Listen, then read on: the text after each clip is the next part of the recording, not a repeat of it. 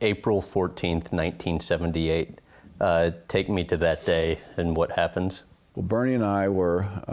Bernie being the other founder of Home Depot. Bernie Marcus and I were at Handy-Dan Home Improvement Centers. I was the executive vice president and CEO, I think my title was, and he was the president and CEO. And we were part of a company called Dalen, which was a large conglomerate. 21% of the company was owned by the public, which meant that we had all the protections of a public company. But the other 79% was owned by this parent company that was not in good shape. All of its operating divisions were doing poorly, et cetera. So we were over in the City of Industry, which is like, over in East LA. And we had to drive to West LA, down towards the Marine area, which could take about 2.5 days to get there without traffic. And so we got there. I think it was a budget meeting. It was a 5-year planning meeting, et cetera. As soon as we got there, they separated us. I went to one office. He went to another office. And obviously, we had a presentation to make to the then senior management, which we knew we weren't going to be making. That something else was going to be happening, not really knowing what. And it turned out that we were both fired at the same time. And there was some trumped up reason, I don't remember what it was, but it was something where the SEC had gotten involved and they came back, did a complete investigation, and whatever it was, they never found anything. There never was anything. But they used that as an excuse to let us both go. And you guys weren't young guys then either. Yeah, I was young. I was only 37 at the time, and Bernie, today that's young. 74, 37 is young. So, and Bernie was 14 years my senior, as is today, so Bernie would have been 51 at the time. I mean, our company, Handy-Dan, was the most successful home improvement center company in the country at that time. It was like, you're kidding me. So I remember calling my wife and telling her, Diana. She thought it was a joke, right? Yeah, so it was a joke. She started laughing. I said, well, actually, honey, this isn't really funny. I really was fired. I said, really? I said, what? I mean, honestly, yeah, well, you have to tell me about this. Well, look, I'll tell you when I get home. And so I remember it was raining. It took me forever to get home. And by the time I'd gotten to the house, she was already called. The house was called by the LA Times, the Wall Street Journal. So she said, I guess this is serious. I said, well, it's serious in that I was fired, so that's true.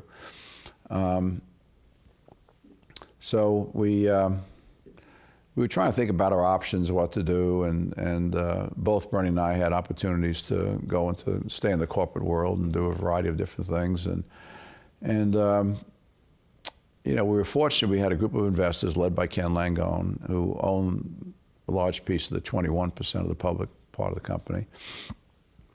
And so Ken said to us, look, we can get investors together. If you want to do something unique and different in the industry, we'd be happy to invest with you. What caused you and Bernie to have the idea for a home improvement store of that magnitude? At that time, Bernie had been, and I later went with him down to see Saul Price at the Price Club, which had just started in San Diego. And that unique format, that large warehouse, no frills, very low pricing kind of format. And we said to ourselves, if in our industry, if we ever had to compete with anybody that was, large, no frills, down market, big store, lots of inventory, low pricing, and services, that we couldn't have done it. So the option we had in 78 and going into 79 when the stores were opened up was to kind of fine tune the box a little bit. In other words, take 40,000 square foot. It was all 40,000 square foot, 40% gross margin, 40 employees on the floor, et cetera. So it was a very profitable formula. So we could fine tune that or try to leapfrog the industry by a number of years. And, with the encouragement really of all of us and Pat and whatever, we said, let's just try to leapfrog everybody in this industry and get way ahead of the curve here. So from there, we went out and started to talk about this thing called, we had no name for it then, whatever the name was. Bad Bernie's Build-Alls. Yeah, that was one of them, Bad Bernie's Build-All. And we ended up calling it, it was kind of innocuous name, it was MB Associates, Marcus Blank Associates, because we didn't have a name.